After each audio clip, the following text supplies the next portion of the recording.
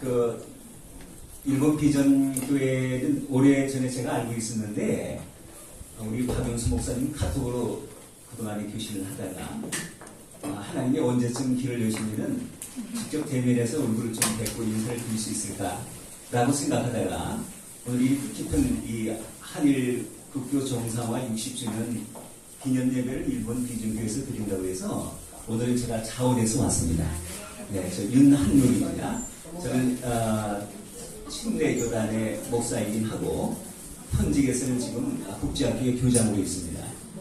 그래서 우리 김수구 이사장님 한국과 일본의 그 양일 간에 있었던 여러 가지 정치적인 어젠다와 이슈를 제가 듣고 내가 참 일본을 참 많이 모르고 있구나, 한국과 일본.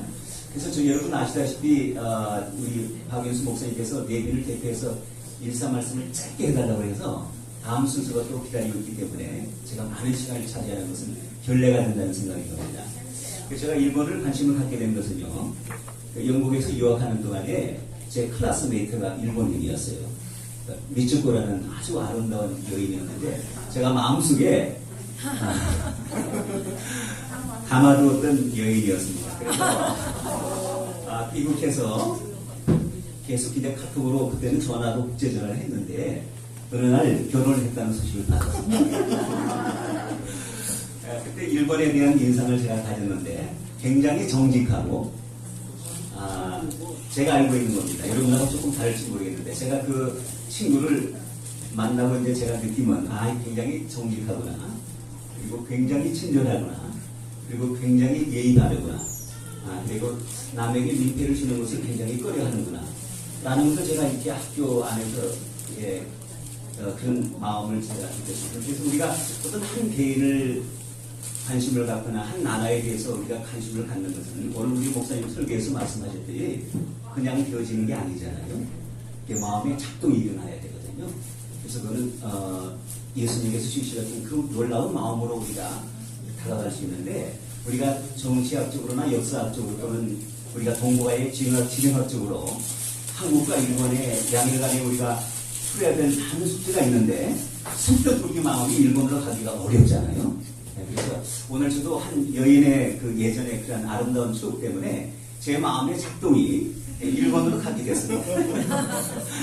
굉장히 많은 왕래를 했고요. 그 학생을 만나기 위해서도 갔지만 그 이후에 귀국해서 이제 일본을 여러 차례 들러들었습니다. 그래서 어떻든 계기가 되면 하나님이 길을 열어주면 일본에서 어떤 방법으로 교류를 이어갈 수 있을까, 민간 외교 차원에서 라고 생각했는데 어느 날 우리 박윤수 목사님을 알게 됐습니다. 카톡으로. 오늘 처음 이렇게 대면하는데 카톡보다도 더 멋있고 젊고 아주 핸섬해서 저는 굉장히 기쁩니다. 그래서 19일 날 일본 도쿄에서 이시바 총리께서 우리 한일 우리 민간 외교는 아니겠죠. 그 호텔에서 한일 국교 정상화 기념 예배에서 그 리셉션 가운데 이시바 총리가 했던 말씀 중에 제가 기억나는 게 하나가 있습니다. 그러니까 지금까지 한국과 일본이 지탱해왔던 이 교류, 교류의 지평을 넓혀간다고 말씀하셨거든요. 협력, 한국과 일본의 지금까지 60년 동안 해왔던 협력을 더 지평을 넓혀가야 되는 것을 한번 강조를 하셨고, 두 번째는 이제 한국과 일본 가운데 이 지금까지 이었던 교류, 한일 간의 이 교류의 바통을 다음 세대에 확고하게 물려주고 싶다는 말씀을 이시다 총리가 하셨습니다. 그 시간이 말입니다. 그래서 저는 지금 이게 일본 비전교회가 오늘 보니까 여기 한일 영적 가교를 민간 외교 차원에서 하나님의 복음 안에서 묶인 것을 풀고 막힌 담을 풀고 이렇게 하는 부분에서 이시바 총리가 이 성경 지명으로 이 메시지를 던졌나, 이미 일본 비전교회는 그 일을 하고 계신데 라는 생각을 제가 가지게 됐고요. 또 한 가지는 한국과 일본 차원에서 오늘 여러분들이 여기 이제 오셨기 때문에 이게 지금 한일 국교가 정상화 60주년 감사회들을 이 5만 8천 교회 한국교회가 드리고 있는가, 유일하게 일본 비전교회가 이 기념 예배를 드리고 있다는 거에서 굉장히 제가 놀라고 의미 깊다고 가치 있는 생각 때문에 제가 이제 수원에서 여기까지 왔거든요. 그래서 이제 제가 드리고 싶은 것은 끝으로 이 교류 부분에 지금까지 이어왔던 부분을 바통을 다음 세대에 확고하게 물려주고 싶다는 말씀을 하셨는데, 그러면 우리가 어떻게 이 한국과 일본의 교류의 바통을 우리의 다음 세대 가운데 물려줄 수 있는 이 방안을 일본 비전교회를 통해서 우리가 찾아가길 제가 원합니다. 네, 그래서 저는 지금 현재 그 다음 세대를 위해서 한국의 58,000 교회에 다음 세대가 사라지고 있다는 그 아주 긴박하고 절박한 현 이슈 때문에 시대에서 기독교 방송국에서 2015년에 저를 불러서 58,000 교회 한국교회 안에 다음 세대에 이어갈 수 있는 한 가지 방안을 마련해라. 그것이 이제 교회 안에 학교를 세우는 일이었거든요. 그래서 1교회 1학교를 세우는 일을 지금까지 제가 해오고 있습니다.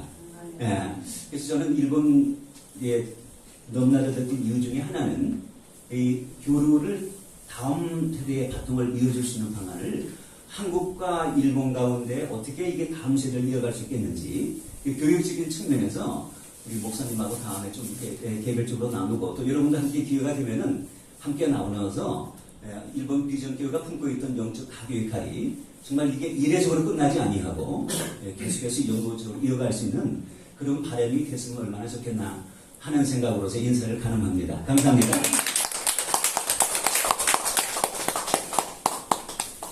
이왕에 4시까지 하기로 했는데 한 5분만 더 쓸게요.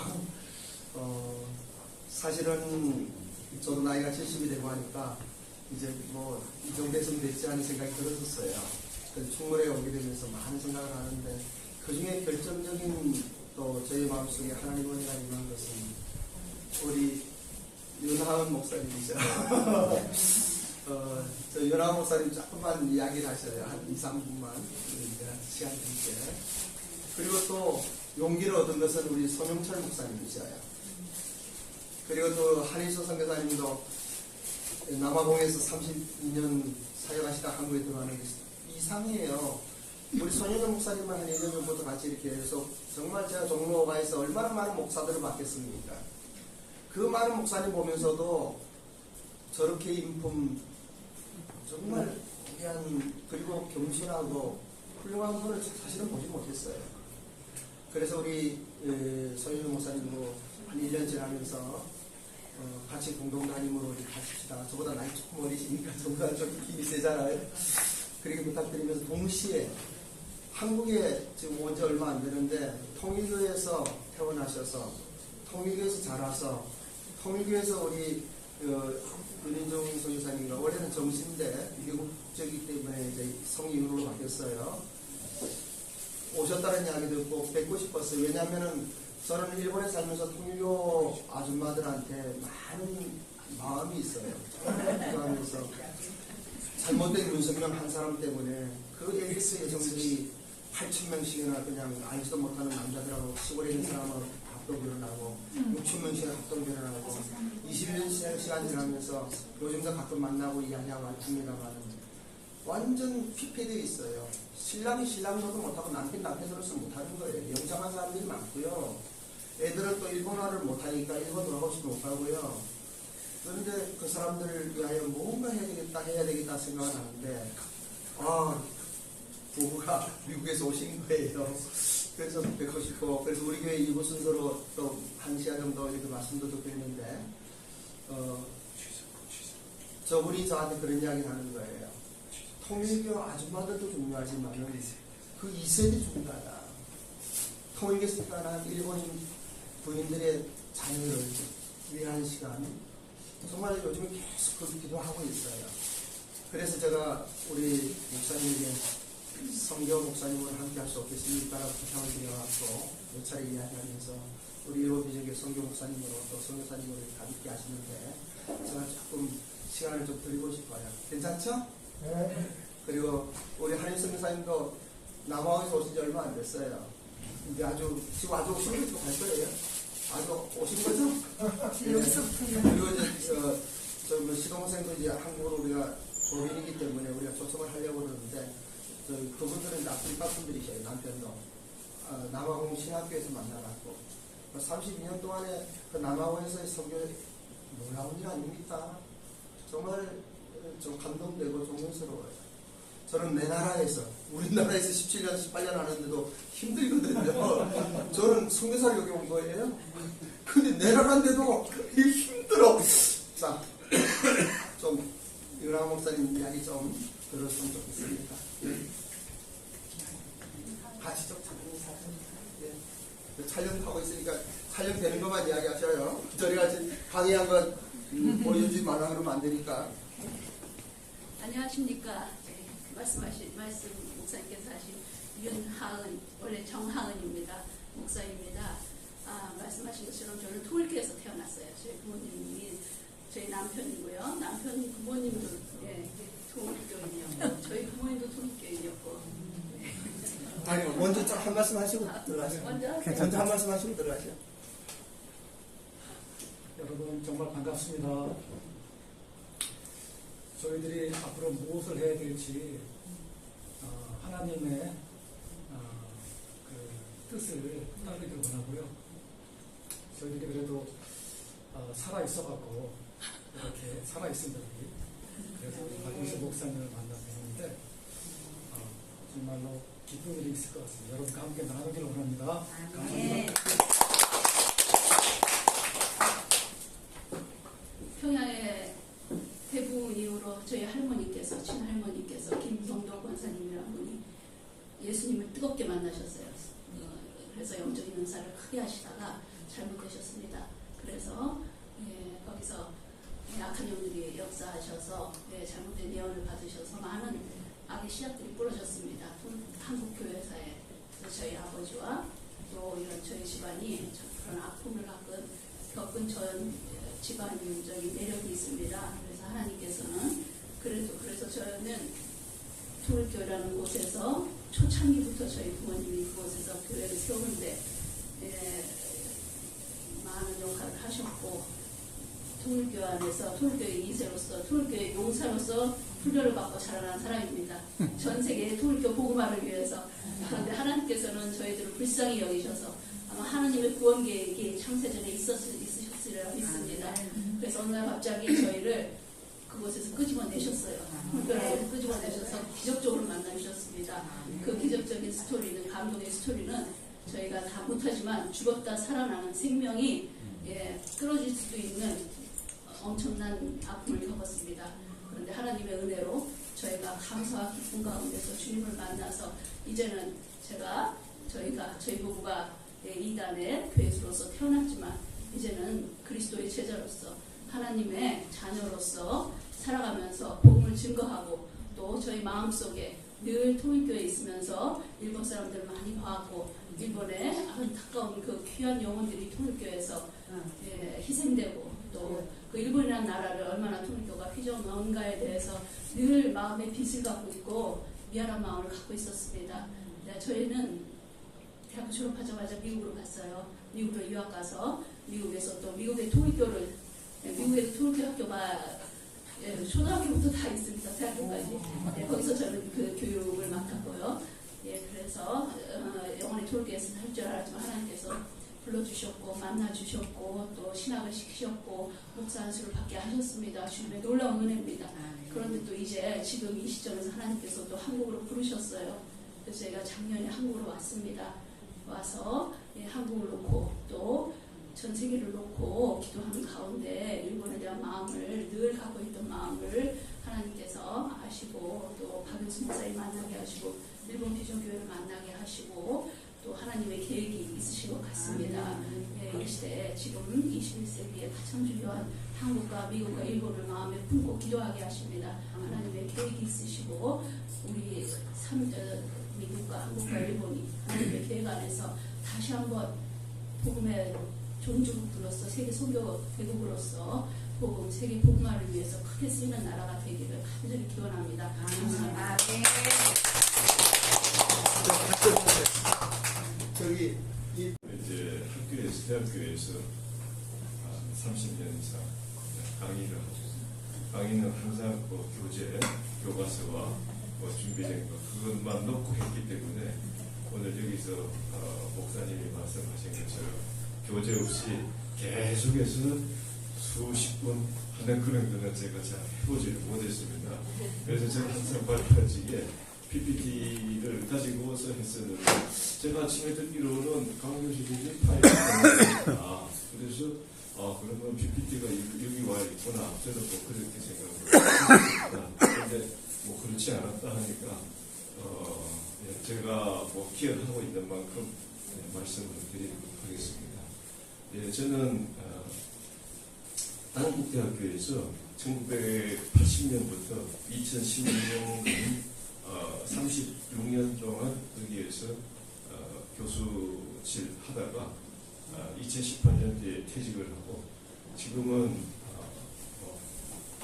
어떤 전나라대로의 개인적인 사업을 하고 있습니다. 오늘 여기 와서 뭐 여러분들 저는 뭐 이렇게 종교적인 모임에는 잘 나가지 않기 때문에 왔는데 제가 이렇게 교회에 와서 뭐 이런 연설을 하게 되리라고는 제가 평생 생각을 못했습니다. 그리고 교회에 처음부터 와가지고 끝까지 있은 적이 한 번도 없었습니다. 여기 와서 보니까 주로 뭐 일본에 계시다가 오신 분들이 많은 것 같아요. 목사님 포함해서. 그러면서 자연스럽게 뭐 일본어를 하게 되면 또 이제 한자로 알게 되고 그러한 일부 양득의 효과가 있지 않겠나 뭐 그런 생각을 하게 됐습니다. 저도 저 전공은 전자공학이고 전자공학을 하면서 저도 항상 학생들한테 내 강의 들으면서 영어와 한자를 잘 이해를 해라. 전자공학을 잘 이해하는 것도 첫 번째로 중요하지만은 그거 말고도 영어하고 한자를 잘 이해. 한자는 왜 잘 이해하느냐? 우리말로 전공적인 전공 용어를 한글로 적어놓으면은 그 의미 파악이 잘 안 됩니다. 그런데 이제 한자로 적어놓으면은 훨씬 의미 파악이 쉽죠. 물론 한자 자체는 배우기는 좀 힘들긴 하지만은 배워놓으면은 훨씬 더 좋은 것이고 또 일본어를 하게 되면은 저절로 한자는 뭐 따라서 같이 가기 때문에 그래서 이제 이거 양도 그래서 뭐 첫째는 이제 한자를 잘 배워놓으라. 그 다음에는 영어를 잘 배워놓으라. 영어는 뭐 우리 여기 한국에서도 중요하지만은 특히 이제 외국에 나가서 논문을 쓰거나 발표할 때 그리고 같이 이제 외국 사람들하고 같이 어떤 모임을 가질 적에 필수적인 것이 이제 영어이기 때문에 그렇게 이제 하고 있었는데 여기 오니까 어쨌든 뭐 영어는 아니지만은 일본어로서 많이 공부할 수 있는 그런 좋은 기회가 될 것으로 이렇게 저는 그런 생각을 하게 되었습니다. 되고 그 다음에 이제 왜 지금 6.25 참전에 대해서 일본이 관여를 했었느냐 이제 PPT를 뭐 없으니까 제가 생각나는 대로 조금 뭐 우왕좌왕 해가면서 뭐 말씀드리도록 해보겠습니다. 저기 여기 있나요? 네, 여기 있으면 여기 PPT네요.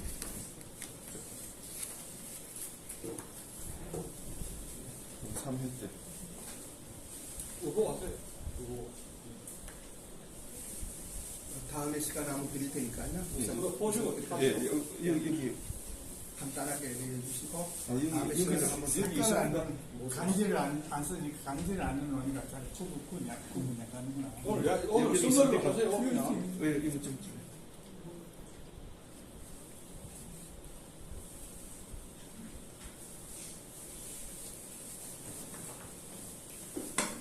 네. 이 회장은 내가 먹고 예, 제가 이것을 하게 된 것은 제가 이제 역사학자도 아니고 뭐 정치학자도 아니고 군인도 아니고 저는 이제 공학하는 사람인데 퇴직하고 여기 강국규 교수님하고 다른 장소에서 만나가지고 항상 강국규 교수님이 여러 분야에 대해서 많은 관심을 가지시고 저한테 이거 해보라 저거 해보라 한 달 좀 전인가 급하게 일본 사람들이 6.25에 참전했는데 그것을 좀 자료 좀 모아서 좀 이렇게 발표를 해달라. 어디서 발표했느냐 하면은 건국대학교 건국대학교 하면은 축산학과가 굉장히 유명하지 않습니까? 그 축산학과 졸업하신 여러분들이 이제 건국 포럼이라는 그러한 모임을 만들고 거기에서 6.25 발발 몇 주년 됩니까? 25년이니까 50년, 75년 되나요? 예, 그래서 그거에 대해서 좀 해달라 해서 그래서 이제 제가 급하게 하게 됐어요. 그래서 이제 저희가 아는 것은 6.25 때 첫째 인천 상륙작전 다 잘 아시죠? 근데 원산 상륙작전이라고 들어보셨나요? 예, 원산에서도 상륙작전 했습니다. 제너럴 마카스가 했었는데 우리 잘 모르죠. 우리 세대는 그런 것이 있었고 그 작전에서 러시아가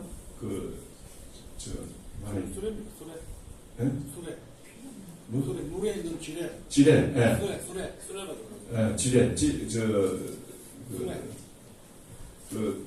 물에다가 그 폭탄을 넣은 거,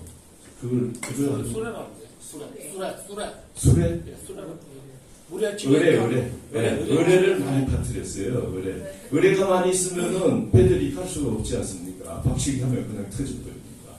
그래서 원산작전을 1차 시도하다가 많은 피해가 일어나니까 야 이거 될 수가 없구나. 그래서 일본에서는 이미 2차 대전 때 그러한 의뢰에 대한 그러한 기술을 어떻게 의뢰를 물에 빠뜨리느냐, 그 다음에 어떻게 그것을 집어내느냐, 그런 기술이 발전했기 때문에 일본 사람들을 데려다가 그거 없애게 했어요.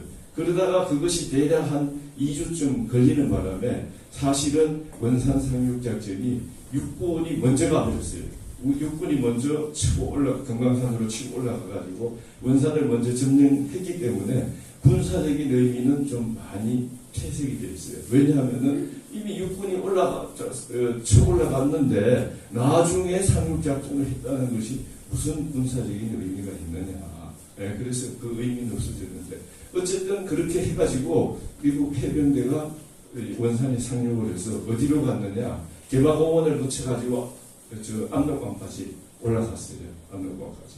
예, 그래서 북군하고 같이 올라가가지고 우리가 가장 북쪽까지 올라간 것이 그겁니다.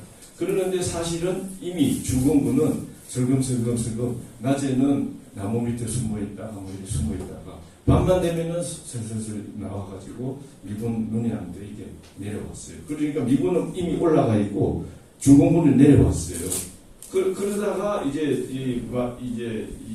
내려오려고 그러니까 이놈들이 딱 막아버렸어요. 이미 남쪽으로 넘어서. 그래서 많은 미군의 피해가 있었는데 미국 해병대 그러는데 그때에 이제 어쨌든 간에 미국이 이제 공중으로서 많이 이제 폭격도 해주고 음식도 조달을 해주고 해가지고 내려오면서 그때에 이제 흥남 철수 작전이 이제 원활하게 되고 해가지고 그때에 많은 피난민들이 같이 내려오게 되고 그것이 됐습니다. 만약에 원산 상륙 작전이라는 것이 없었더라면은 함경도에 사는 많은 이북에서 온 피난민들 지금 여기서 남한에서 살 수가 없는 그런 일이 있었어요. 그것뿐만 아니라 저는 이제 그 정도쯤은 알고 있었는데 조사를 해보니 그것 말고도 많이 있더라. 그것을 이제 지금 여러분들에게 말씀을 드리고자 합니다.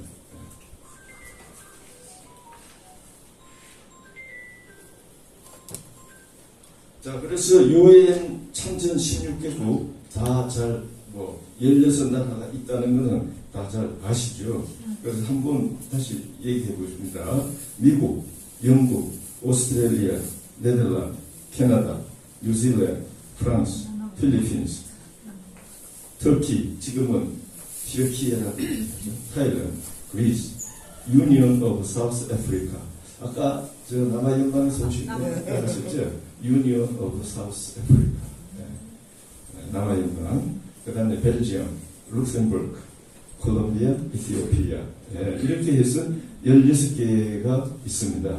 그 다음에 이제 이것은 이제 참전 16개국이고 의료 지원국으로서 스웨덴, 인디아, 덴마크, 노르웨이, 이탈리, 웨스트 저머니 해서 의료 지원국이 있고 그 다음에 이제 물자 지원한 나라들이 여러 개가 있었습니다. 자, 그 다음에 이제 첫째로 이제 가장 중요한 것이 원산 상륙작전. 상륙작전은 미 해병대 10군단이 이제 엘몬드 분단 소장이 분단장이 돼가지고 했는데 6.25 일어나고 직후에 거의 한 달도 안 돼가지고 러시아 사람들이 야 언젠가 여기에 미군이 상륙을 할 것이다 동해안으로 그러기 전에 뭔가 조치를 하자 한 것이 의뢰를 대략 한 4,000개를 만들어가지고 그 중에 3,000개를 그 함흥만 또는 영흥만은 좀 작은 거고 그거를 포함하는 큰 것이 이제 함흥만인데 거기에다가 그 의뢰를 이렇게 부수를 했어요.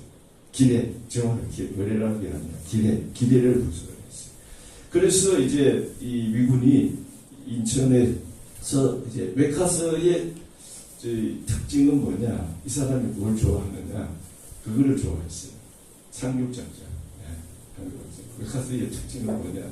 왜 상륙작전이냐? 필리핀 해전에서 일본하고 2차 대전 때 싸울 적에 필리핀이 전부 섬으로 돼 있잖아요. 수천 개의 섬에 일본 애들이 다 흩어져 있는 거예요. 그래서 이제 얘들을 갖다가 다 이제 하려고 하니 섬 하나하나마다 상륙을 해야 하는 거예요.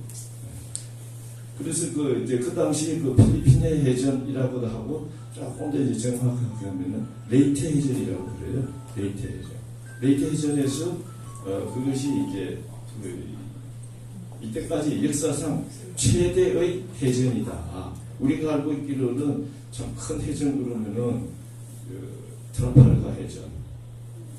그 다음에 트라팔가 해전은 그 프랑스 쪽에서 영국하고 프랑스하고 나폴레옹 때 그때 이제 그 큰 해전이 있었고 그 다음에는 스페인하고 영국하고 전쟁 붙은 것이 그 무적함대 해전 그것이 이제 또 프랑스하고 영국하고 가까이 있는 무슨 도시가 있습니다. 그런 해전들. 그 이제 세사상 최대의 해전이라고 하면은 뭐냐면은 톤수 가지고 그 전쟁에 참여한 배들의 톤수의 총합이 가장 큰 놈이 어디냐? 그러니까 미국하고 일본하고 필리핀에서 붙은 레이테 해전. 레이테 해전에서 굉장히 이제 일본이 심하게 패전을 했죠. 그래서 그러한 데에서 이제 제너럴 마카스가 상당히 이제 부각을 나타내고 해서 이 사람은 항상 상륙작전을 굉장히 좋아했습니다. 우리 보통 이제 메가다라고 하는데 메가드가 아니잖아요. 일본에서는 일본에서 오시는 많으니까 마카사라고 하고 우리가 이제 어떤 영어가 있을 적에 한국 발음이 있고 일본 발음이 있어요. 대충 한국 발음이 더 정확합니다.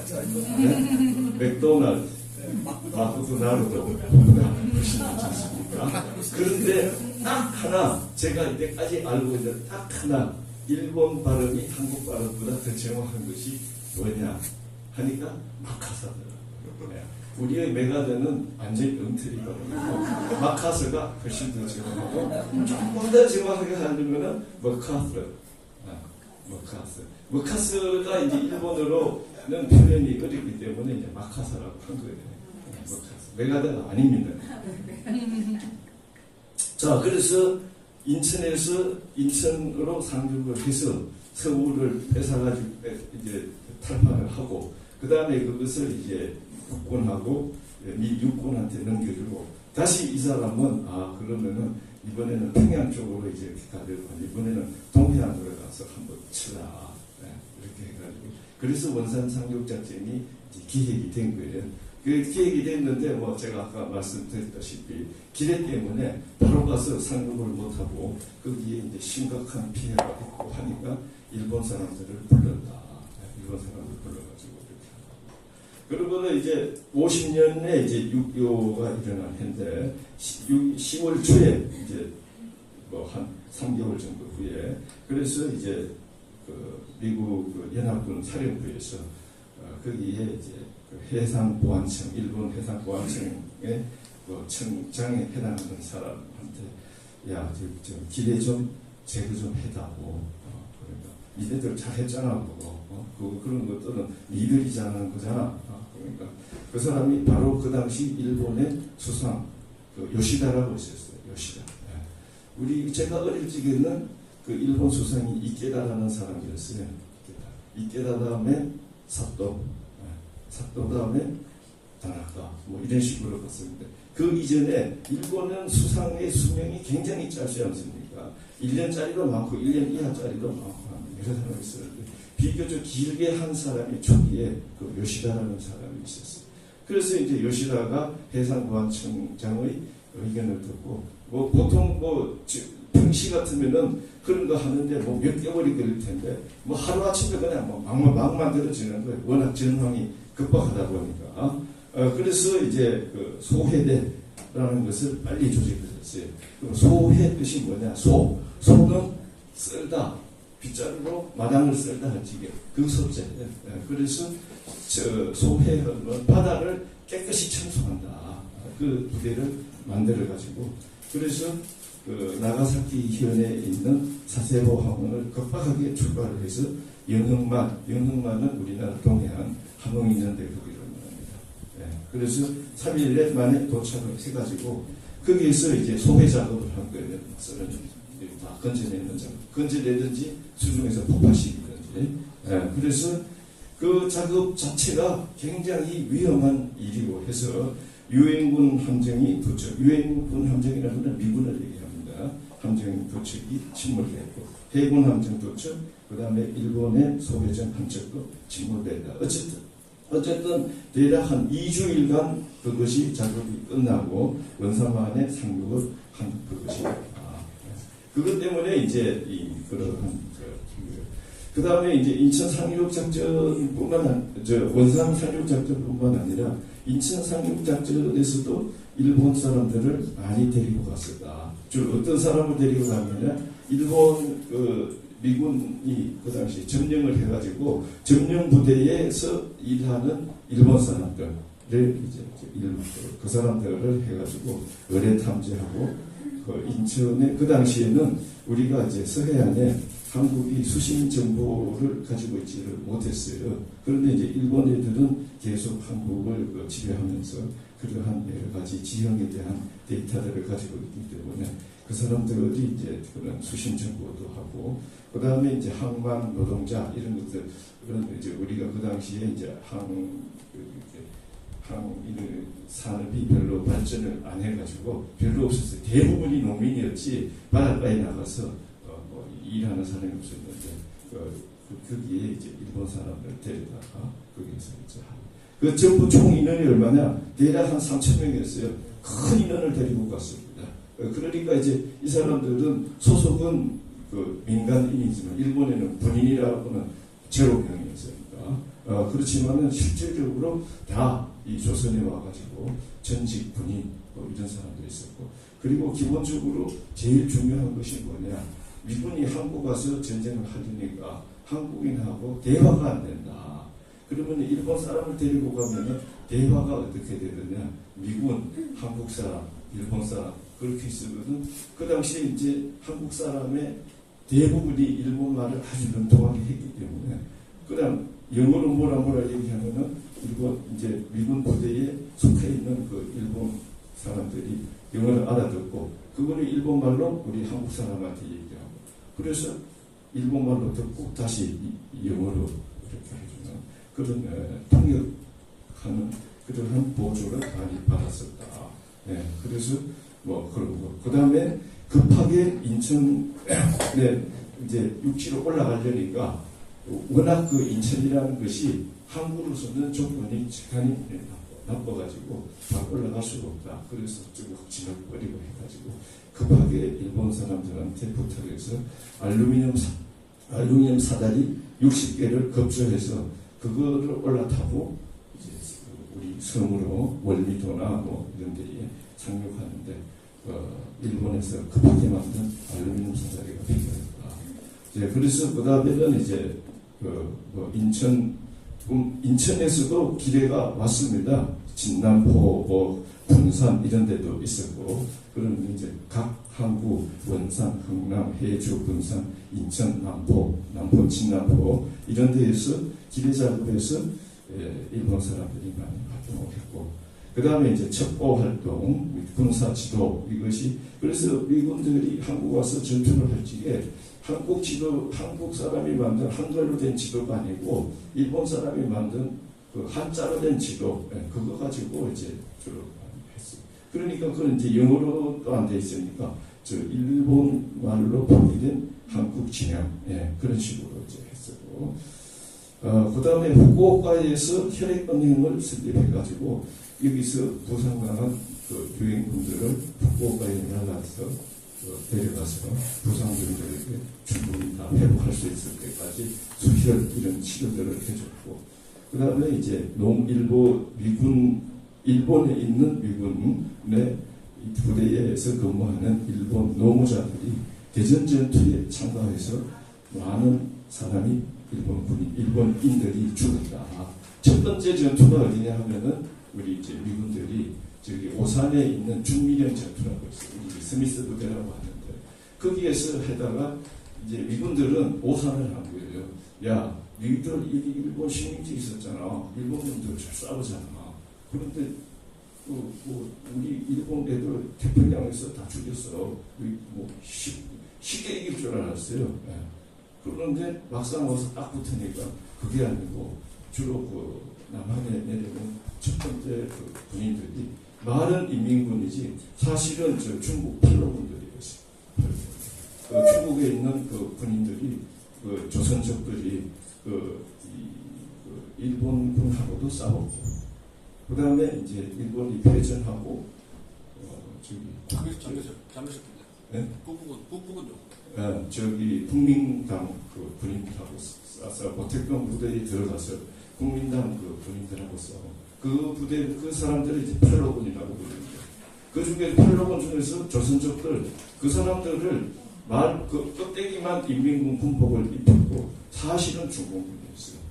그 사람들이 했으니까 이 사람들은 오랫동안 전투를 해와가지고 잘 이제 전투에 나가고 한국 지리에 나가고, 그 다음에 이제 미군은 뭐냐, 원래의 2차 대전 때 태평양에서 싸운 군인들은 거의 미국 본국으로 다 돌아가고, 그거보다 이제 신병들 얘들이 일본 와가지고 전쟁도 안 하고 어린 애들이 와서 갑자기 한국에 가서 이제 전투가 되니까 잘 못 싸웠어요.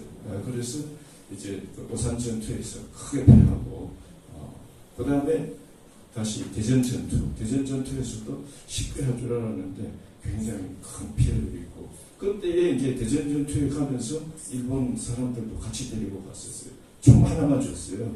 너희들은 군인이라고 하면 안 되고, 또 만약에 너희들이 군인이 참전했다고 하면은 국제적인 문제가 됩니다. 왜 국제적인 문제가 되느냐? 2차 대전 끝나기 전에 포츠담 회담이라고 있었어요. 포츠담에서 그 당시에 이제 미국, 영국, 아마 소련 그 나라들이 해가지고 전쟁이 2차 대전이 끝나면은 일본하고 독일은 군인 한 명도 없이 만들어 놓겠다. 그렇게 이제 서로 합의를 했는데 왜 일본 사람들이 군인이 와서 전투를 하냐. 그런 것들을 상당히 미국도 신경을 썼고, 일본도 자체적으로 이제 물었어요. 그 당시 야당이 요시다인데 한국에 가서 일본 사람들이 뭐 전투를 한다는데 그게 가능한 얘기냐 하니까 이제 요시다가 대답을 하기를, 우리는 그 유엔에서 정하기를 뭐 군인 같은 거 있을 수도 없고 전쟁이나 건 있을 수도 없다. 그런데 다만 유엔의 목적이 뭐냐, 세계 평화를 위하는 것이고, 그러한 세계 평화를 위배를 해서 북한군이 침략을 하느니 우리도 도와주는 것이 마땅한 것이 아니냐. 전부 애매한 표현이죠. 일본 사람의 특징이 표현이 굉장히 애매하게 이것도 아니고 저것도 아니고 그렇게 해가지고 어쨌든 일본 군속 미군 부대의 군속들이 와가지고 소총 하나 들고 중국인은 할 수 없으니까 소총 하나가 있어가지고 너희들이 위험하면은 총을 쏴라. 그렇게 해서 이제 했는데 미군 부대가 크게 패하는 바람에 같이 일본 사람들도 많이 죽었겠죠. 죽었지만은 이거는 서로 얘기를 안 하는 거예요. 한국도 얘기를 안 하고 일본도 얘기를 안 하고 미국도 얘기를 안 하고. 한국은 뭐냐? 첫째는 이게 명분이 안 맞는 거예요. 이승만 대통령이 만약에 일본 군인들이 와가지고 우리를 도와준다면은 우리는 북한하고 싸우는 것이 아니라 일본 놈부터 먼저 총 쏴가지고 다 없애버리겠다. 그러한 얘기를 했었어요. 그리고 이제 사실은 그 양반이 인천 상륙작전 때 일본 사람들이 많이 온 걸 다 알고는 있었어요. 있었지만은 이게 이제 명분 싸움. 예를 들어서 북한에서 저 남한 괴뢰 새끼들 일본 외놈들 데려와가지고 같이 우리 싸운다. 이 명분이 돼서는 우리가 어쨌든 밀리니까. 그래서 이제 이승만 박사가 알면서도 그렇게 심한 발언을 한 적이 있었는데. 그 다음에 이제 일본은 요시다스는 아까 말씀드렸지만은 그러한 전범 국가이기 때문에 전투 참여하는 것이 불가합니다. 그 다음에 미국도 같이 러시아하고 합의를 해놓고는 러시아, 일본 사람들 데려다가 전투해. 그러니까 어느 누구도 실질적으로는 기여를 했어요. 많은 기여를 했지만은 어느 정부도 그 공식적으로 일본 사람들이 와서 6.25에 관여를 했다. 이것을 다 부인합니다. 지금까지도 그렇습니다. 자, 그래서 어쨌든 전투에 실질적으로 참여를 했지만은 인정을 못 받고 있는 그러한 상태에 있다. 그래서 한일 우호 연맹인가요? 한협의인가? 한일 우호 협의회에 그 어떤 분이 자기가 대령 육사나오고 대령 출신입니다. 요것을 자기네들한테서 와서 좀 발표해달라. 그런 것이 있었고. 그래서 역사라는 것이 정직해야 되지. 정치적인 이유로 가지고 참전하는 것을 부정을 하고. 그래서 그런 얘기를 했습니다. 자, 그 다음에 이제 어쨌든 이제 6.25가 끝나고 나서 그 다음에 이제 일본은 이제 아주 경제적으로 부흥하는데 아주 큰 좋은 기회를 잡았고 그것뿐만 아니고 1952년에 샌프란시스코 강화조약, 샌프란시스코 미국하고 일본하고 그때 이제 미주리호에서 한국 문서는 작성을 했지만은 강화조약, 강화는 이제 휴전이 끝나고 어떻게 하자, 너희 영토는 어떻게 하자, 어떻게 하자, 자세하게 디테일하게 정하는 것이 이제 강화조약인데 거기에서 일본이 이제 패전을 했기 때문에 사실 이제 미국에 대해서 할 말이 없는 거예요. 아무것도 할 말이 없는데 6.25에서 굉장히 큰 기여를 하는 것이 있었기 때문에 일본의 국제적 지위가 굉장히 발판이 좋아졌다. 그래서 강화조약을 하기에 물론 미국이 이제 우위에 있었고 했지만 일본의 입지 조건이 외교적인 협상할 수 있는 조건이 매우 좋아졌다. 그래서 일본이 주권을 회복을 하고 다시 국제 무대에 재등장할 수 있는 그러한 기틀이 되었다. 이런 것입니다. 그래서 이제 나도 이제 유엔 참전 16개국이라고 우리가 이제 얘기하는데 민간인들이 와서 참전한 것도 참전이냐 아니냐는 사실은 제가 판단하는 것도 아니고 정치학자나 군사하는 전문가들이 일본을 6.25 참전을 16개국 플러스 1개국에서 17개국으로 할 수 있느냐 저는 그것에 대해서 가타부타 얘기할 어떠한 그것은 없습니다. 그런데 이제 한일 우호 협의회 회장분은 참전했으면 참전한 거지 그리고 하냐 이제 유엔군은 아닙니다. 일본이 참전한 것은 미군의 군소라고요. 군소. 노무자들. 그래서 유엔군으로 하면은 좀 어렵지만은 그냥 그거 없이 그냥 참전하면은 일본이 들어가는 것이 맞습니다. 참 실제로 총을 들고 싸우고 죽고 했으니까. 근데 죽은 사람은 우리가 이제 용산에 가면은 용산에 미국 있지 않습니까? 거기에 6.25 참전국 국기도도 있고 누가 죽었고 한 사람 다 적혀 있어요. 일본은 없어요. 그래서 거기에 사실은 전투에서 죽은 사람들, 기여한 사람 아무도 지금 배상도 못 받고 일본 정부로부터도 인정 못 받고 한국 정부로부터도 인정 못 받고 미군도 인정을 안 해주고 그렇게 참 이름 없이 사망한 일본인들도 6.25 전쟁에서 많이 있었다. 이런 것을 우리는 이제 좀 알고 있어야 돼요. 그 다음에 의료지원국도 일본은 빠져 있어요. 뭐 한국은 남한은 아니지만은 후쿠오카에서 병원을 만들어 가지고 거기에서 유엔군들 다친 사람들이 거기 가서 치료를 받았다면 그것도 의료지원국이 될 수 있지 않습니까? 네, 그래서 이러한 일들이 있었다. 네, 그래서 그것은 이제 제가 지금 자료들을 하나는 인터넷 자료가 있고 그 다음에 한국 전쟁에 참여한 일본인들 하는 그런 책이 하나 있더라고요. 인터넷 보면 그거 급하게 사가지고 뭐 급하게 하느라고 아주 혼났습니다. 네, 그런 자료들을 저는 참고를 했었습니다. 네, 이상입니다.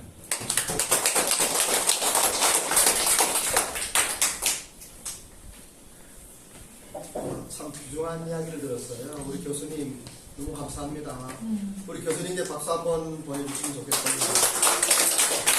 이 모임이 이제 우리 회장님께서 한 5분 정도면 되겠습니까? 네, 5분 안 걸리고. 예, 조금 시간 좀. 예.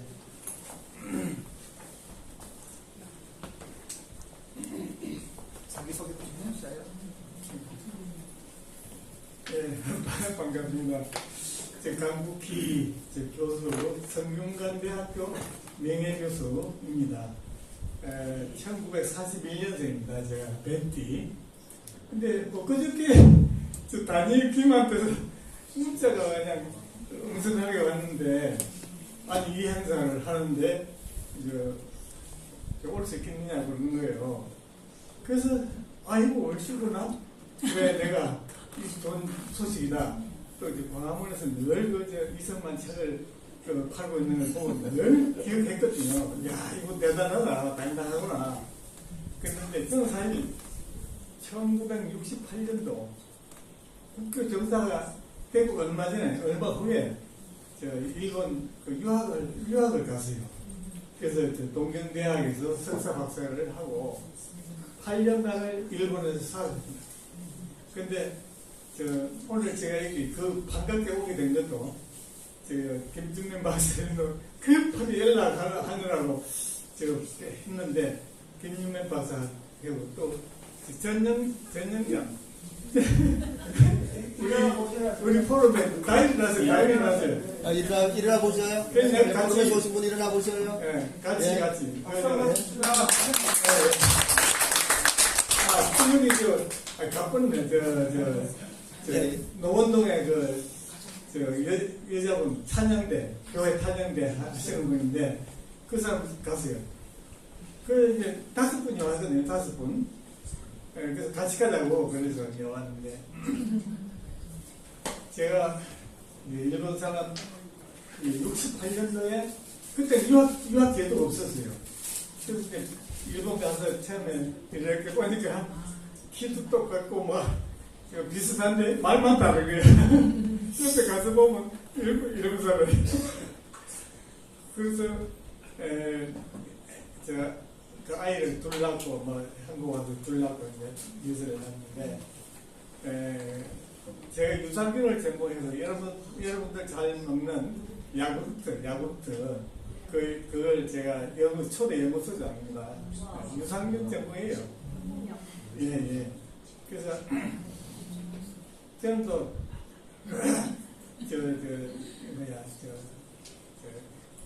유산균 전공을 하다 보니까 우연찮게 이게 먼저 유산균이 유성이 차오르다가 배설을 해놓은 게 유산이구나. 그게 유산균의 오줌이라는 걸 알았어요. 그래서 이거 왜 달라하냐면 98년에 오줌 마시는 금격법을 전 세계적으로 퍼지했던 걸 제가 알았어요.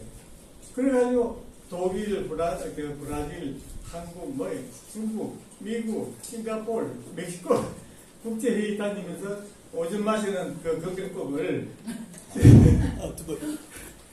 아주 그냥 되게 자랑스럽게 달고 다닙니다. 여러분들 건강을 위해서 자기 오줌 별도 생각하지 마세요. 이건 한참 공부를 해야 되는 건데, 근데 이제 제가 이 목사님도 계시니까 말씀드리고 싶은 거냐, 오늘 통일교 계시다가 나오셨다고 하면서 하나님을 자꾸 핑계를 대고 하나님의 뜻이 아니었다 이런 얘기를 하는데, 저도 대학 1학년 때부터 60년 이상 하나님을 찾아서 하나님이 뭔가 뭘 가지고 하나님을 그러느냐 계속 탐구하다가 딱 답을 찾았어요. 뭘 어디냐? 여러분들하고 다를 거예요. 제가 수표교 교회, 서울고등학교 옆에 있는 수표교 교회, 116년 된 감리교회입니다. 김정은 목사님, 담임 목사님. 저는 권사에 오늘도 가야 되는데 못 갔다 그러고 일로 왔어요. 에레미야 23장 24절. 에레미야 23장 24절에 뭐라고 되어 있는지 아세요? 예? 23장. 에레미야 23장 24절. 23장. 아니야. 23장 24절. 24절이요? 24절. 그 집에 가서 보세요. 거기에 나는 딱 여호와의 말씀. 하나님의 빛이 비치는 그때 제가 이럴 때 하나님은 써먹습니다. 이야, 여호와의 말씀 제가 읽어볼게요. 네. 여호와의 말씀이니라 사람이 내게 보이지 아니하려고 누가 자신을 은밀한 곳에 숨길 수 있겠느냐? 여호와가 말하노라 나는 천지에 충만하지 아니하냐. 임마누엘. 아멘. 아멘. 할렐루야. 아멘. 저는 과학자거든요. 그거를 찾는 거예요. 역시 성경이 위대하다. 과학과 종교가 일치하는구나. 우리 동양에도 천지의 일치다. 그러잖아요? 그러니까 여러분들 다 하나님이에요. 저 구절을 찾아보면서 내 안에 하나님이 충만하구나. 하나님이 내 안에 충만하다. 그러니까 굉장히 여기가 이 쪼가리 지식이 없어요. 하늘에 충만하네. 바다 밑에도 충만하고 여기도 하나님이 충만합니다. 아멘. 그래서 두려움이 없어요. 두려움이. 내가 죽으면 어떻게 되느냐? 죽으면 천당지옥 쓸데없는 소리 하지 말라. 하나님하고 한 몸이 되는 거야. 아멘. 우주가 하나님이잖아요. 100년 동안 태양신을 모시고 우리가 다 살았잖아요. 태양신. 근데 이제 과학이 발전되니까 지금은 하나님이 뭐냐? 우주예요, 우주.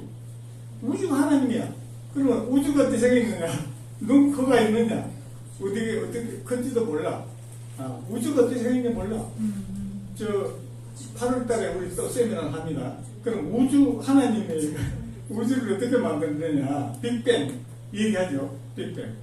그러면 그 세미나 전문가 과학자가 굉장히 박식합니다. 여러분들도 오세요. 공부해야 돼요. 모르면 안 돼. 성경만 가지고는 택도 없는 소리야. 하나님은 창조자, 우주는 창조물. 그러니까 우주 창조물이고 하나님이 뭐냐 하면 그러면 우주라고 얘기하면 돼. 우주. 그래서 나하고 못 당합니다. 하여튼 그래서 이 종교 싸움 하면 안 돼요. 교수님. 종교 싸움을 하면 안 되고 통일교가 이건 신천지경 뭐 했던 교수님. 잠깐. 종교 교수님. 싸움 안 되고 5분 지났어. 2분만 해달라는데. 근데 일본에 신이 많다고 선교를 하시잖아. 일본에 온누리교회도 내가 많이 다녔어요. 5분 넘었어요. 근데 나가세요. 일본에 선교를 가려면 교육을 시켜요. 일본 사람 그 전통을 굉장히 존중하고 우리하고 다른 그런 시각이 있어요. 그냥 사람을 존중하는 그런 훈련을 받고 일본에 가야지. 그냥 하나님만 가지고 택도 없는 소리야. 맞습니다. 예. 사랑.